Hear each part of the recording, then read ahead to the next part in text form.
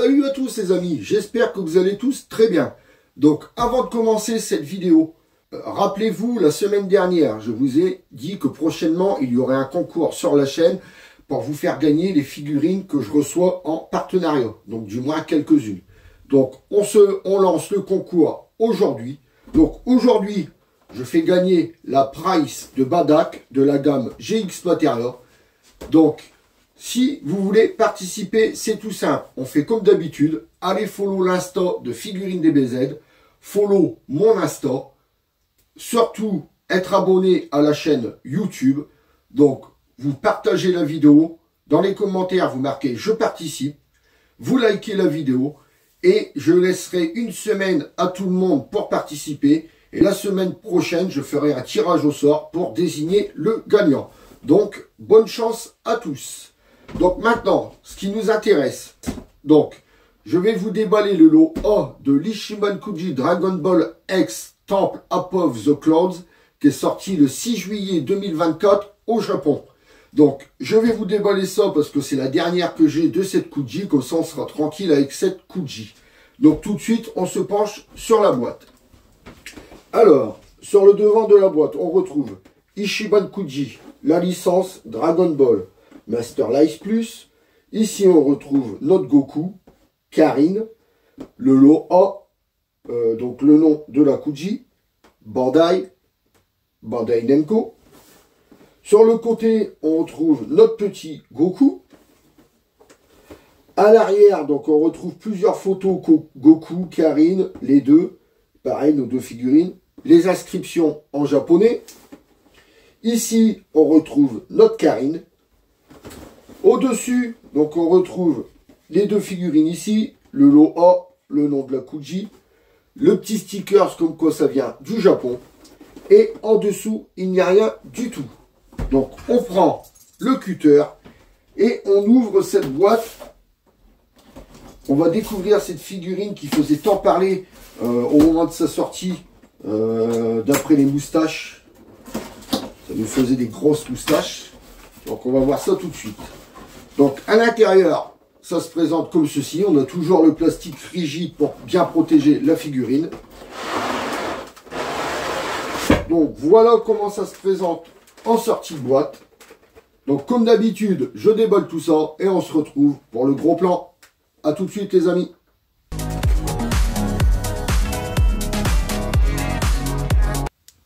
Et voilà les amis, on se retrouve pour le gros plan. Donc, comme vous pouvez le voir, il y a 1, 2, 3, 4, 5 et 6 pièces. Donc, on va se mettre le petit extrait et on va détailler tout ça après. Donc, on se met l'extrait tout de suite.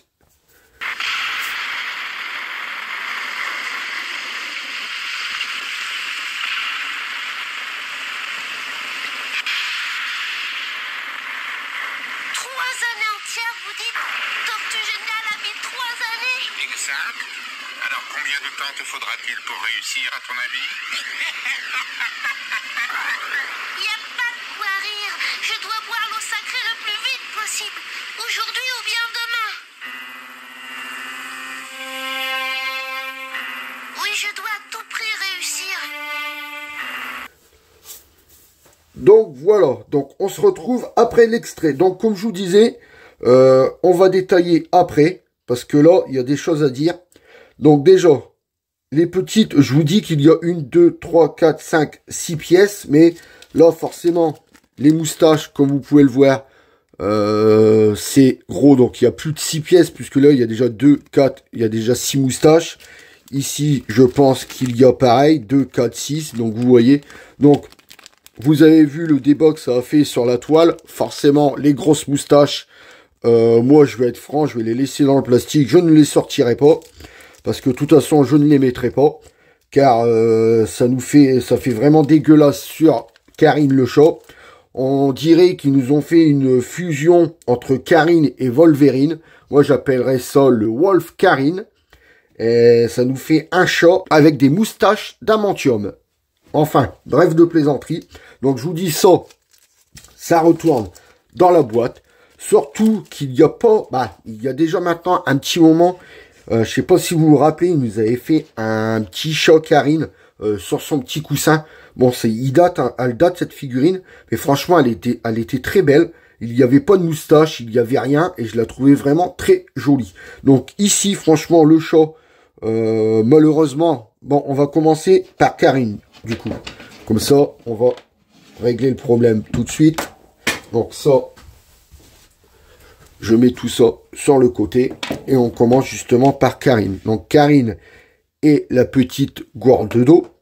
Donc le chat, alors, comme je le disais, quand on met pas les moustaches, forcément, on se retrouve avec des gros trous comme ça sur la figurine. J'essaierai de mettre un petit peu de pâte à fixe. Pour de la pâte à fixe blanche, on verra bien. J'en mettrai là. Et j'en mettrai dans les moustaches. Et après, vraiment, quand on va être exposé en vitrine, je pense que... Bon, là, si, ils sont quand même bien gros. On les voit quand même bien. Mais les petits trous ici, sur son petit museau, franchement, vous voyez, quand on le met de face, ça dérange pas plus que ça. Donc maintenant, on va décortiquer la figurine. Alors, la tête. Franchement, j'adore le petit visage. On retrouve bien notre chat Karine. On dirait, on sait jamais s'il sourit ou s'il fait la gueule. C'est pareil, on sait jamais s'il dort ou s'il est réveillé. Franchement, j'aime bien ce petit personnage. Il est vraiment très mignon. Donc, on retrouve ici l'intérieur de ses oreilles en rose. Donc, ici, la tête, comme je vous disais, les yeux fermés. La petite truffe, bien rose aussi. Là, ils ont bien fait le travail des petits coups de scalpel pour donner un effet poil. Sur les oreilles, pareil. Franchement, j'adore. Ça fait vraiment très, très beau. À l'arrière, donc, c'est pareil. Donc, vous voyez, bien travaillé ici. Des petits coups de scalpel à droite, à gauche pour nous faire un effet poil. Donc, ça nous fait un blanc neutre. Donc, il n'y a pas de nuance de couleur dessus. Mais de toute façon, maintenant, on a l'habitude. Ensuite, sur le corps, donc, on retrouve le gros bidon de Karine. C'est un chat bien dodu quand même. Ah, ici, vous voyez, je vous raconte des conneries là.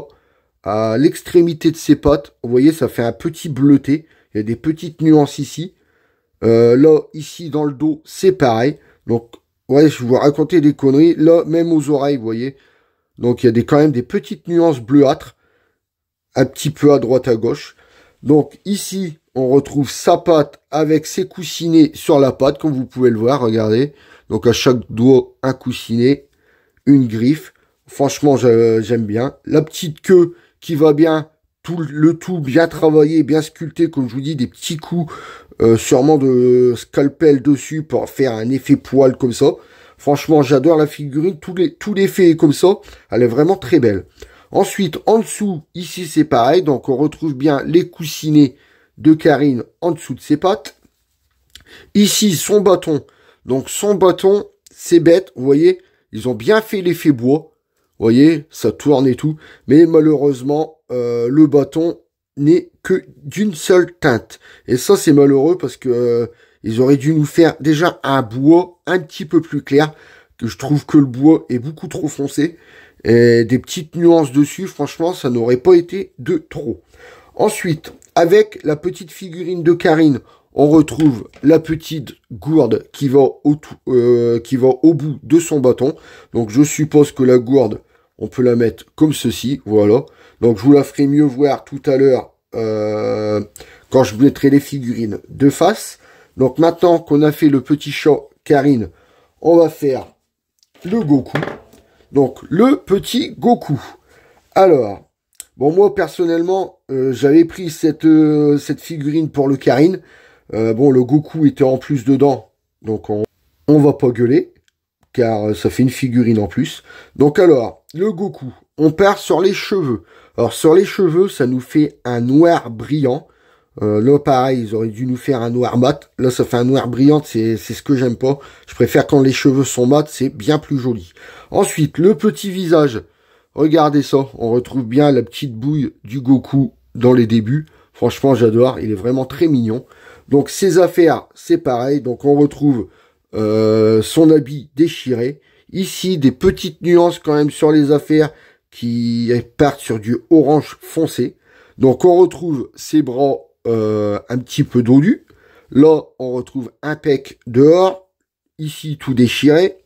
À l'arrière, donc c'est pareil, on retrouve son vêtement déchiré. Le bâton, le Nuibo, bien rangé dans son étui. La petite cordelette qui fait tout le tour du Goku pour tenir le bâton. D'ailleurs, oui, regardez, d'ailleurs, on peut la bouger, vous voyez, on peut la bouger. Donc la cordelette, vous voyez, on peut la bouger comme on veut. Donc elle est en plusieurs, c'est en plusieurs parties, et ça j'aime bien quand la cordelette n'est pas, vous voyez, n'est pas sculptée avec le vêtement, qu'on peut la bouger comme on veut, vous voyez. Ça j'aime bien, ça c'est en deux parties et je préfère ça. Ensuite, donc on est à l'arrière, ici on voit la moitié de son kanji qui est déchiré. La queue de Saiyajin, bon bah ça fait comme l'effet poil de Karin, des petits coups de scalpel dedans pour donner un effet poil, franchement j'aime bien. C'est pareil, là, je regardais, l'étui du bâton, ça nous donne un bel effet bois, regardez. Ils ont fait comme si c'était du bois, et franchement j'adore, ça fait vraiment très très beau. L'effet qu'ils ont rendu dedans, en plus ça nous fait un rouge mat, et le New Ebo qui est rangé dedans repart avec un rouge foncé brillant. On voit bien la différence entre le bâton et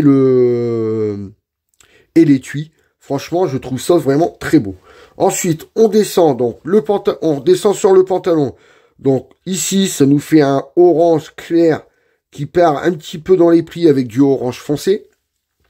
De l'autre côté, c'est pareil, un orange clair. Ici, on a la ceinture noire, pareil, en plusieurs parties. Vous voyez, on peut la bouger. Ici, c'est pareil. Donc, on retrouve ses jambes en dessous. C'est en deux parties. Donc, le pantalon et les jambes est en deux parties. Ici, c'est pareil. C'est pas sculpté exactement dans la même pièce. Sinon, c'est dégueulasse. Il y aurait encore du orange qui dégueulerait sur la peau ou de la couleur belge qui dégueule sur le orange. Là, au moins, quand c'est en deux parties, il n'y a pas ce problème. Ça ne peut pas dégueuler ni sur l'un ni sur l'autre. Ensuite, on arrive sur ces godasses. Donc, ces petits chaussons, on va dire. Donc, ça nous fait ici du blanc avec un petit violet, un violet clair qui nous fait tout le tour de la chaussure. Ici, c'est pareil. Donc, c'est exactement pareil que la droite, hein, forcément, droite et gauche. Donc, c'est tout ce qu'il y avait à dire sur le petit Goku. Hein. Non, franchement, le petit Goku, dans l'ensemble, il est vraiment bien réussi. Donc, on le voit plus comme ça à chaque fois qu'on le voit sur la toile ou sur la boîte. Et c'est vrai que, de toute façon, je pense, de toute façon, faut mieux le mettre de dos. Il y a plus, avec le New Ebo, la petite queue de Saiyajin, parce qu'à l'avant, vous voyez, il n'y a pas grand chose à voir à l'avant. Et c'est vrai que la figurine, faut mieux la placer de dos. Je trouve qu'elle est beaucoup plus belle. Donc, maintenant, on va prendre les figurines de face. Donc, on va poser le petit Goku et on va les voir de face. Donc, voilà, on pose le petit Goku et comme ça, vous voyez bien les deux figurines de face. Donc, moi, je pense qu'ils sont plus, voilà, comme ça. Franchement, je trouve que ça fait plus beau comme ça. Le petit Goku à l'arrière et le Karin devant. Donc, comme je vous ai fait voir la petite gourde tout à l'heure, donc qui s'accroche ici autour du bâton. Donc franchement, je trouve ça vraiment très joli. Vous voyez, le petit Karin, là, elle est vraiment magnifique. Sans ses moustaches, bon, comme je vous disais, les trous, là, on les voit vraiment quand même bien de face. Mais ici, sur son museau, on ne voit pas trop les trous. Donc, je trouve ça nickel. Donc, la figurine de Karin, il n'y a pas de socle. Bon, par contre, vous voyez... doit avoir... Ah, c'est le bâton qui gêne. Je sais pas si on peut... Non, on peut pas l'enlever. Enfin, le remonter. C'est le bâton qui gêne. Vous voyez, ça fait bascule sur la figurine. Ensuite, le petit Goku, c'est pareil. Vous voyez, il n'y a pas besoin. Il y avait le petit socle ici qu'on met sur son pied. Mais comme vous voyez, il n'y a pas besoin du socle. Elle tient vraiment bien. Oh, je disais ça et bientôt. Bon, elle tient quand même bien. Elle bascule quand même. Mais je peux bouger la table. Je pense que vous voyez, elle bascule, mais elle ne tombera pas. Ensuite, ceux qui veulent vraiment le mettre. Alors, j'ai l'impression que ce socle va... Attendez. Et voilà. En fait, le socle va... C'est la première fois qu'ils font ça. Un socle qui va au-dessus de la chaussure. Vous voyez? Il est au-dessus de la godasse. Vous le rentrez, il va sur le pied droit. Donc, vous le mettez. Ceux qui veulent le mettre, vous pouvez le mettre. Vous voyez, de toute façon, quand c'est comme la figurine, vous la mettez comme ça gêne pas trop, vous ne le voyez pas. Bon, je vais peut-être le laisser quand même, parce que j'ai l'impression qu'elle bascule un peu. Donc, sur ce, on va prendre les mesures des figurines. Donc, on va les décoller pour que je puisse vous inscrire sur le côté combien elle mesure. Donc on va prendre déjà Karine. On va mettre le petit Goku de côté. Alors Karine, en hauteur, donc on va prendre son bâton et la petite gourde en haut. Donc en hauteur, ça nous fait du 14 cm. En largeur, donc en largeur, c'est le bout du bâton avec le bout de la queue. En largeur, ça fait vachement grand.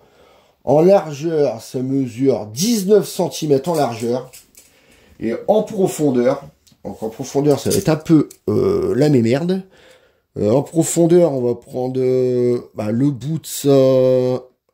Ouais, on va prendre la gourde avec, le bout de la gourde avec le devant du bâton. En profondeur, on est sur du 10 cm. Après, je vous dis, hein, c'est vraiment du à peu près. C'est pour vous donner quand même un ordre d'idée à quelle taille ils font. C'est pas du précis. Hein. Ensuite, le petit Goku. Alors, lui, ça va être plus facile. Le petit Goku, en hauteur, il mesure 18 cm en hauteur. En largeur, donc c'est la largeur de ses bras. En largeur, il nous fait du 8 cm en largeur. Et en profondeur, donc en profondeur, il n'y a pas grand chose. Hein, il est pas en profondeur, c'est ses cheveux. En profondeur, vous voyez, mais avec le saut qui bascule. En profondeur, il nous fait du 7 cm en profondeur. Donc voilà nos deux petites figurines que ça faisait depuis juillet que je voulais déballer. Au moins, on a fini avec cette Kuji. Donc sur ce, les amis, on se retrouve pour la conclusion. Allez, à tout de suite.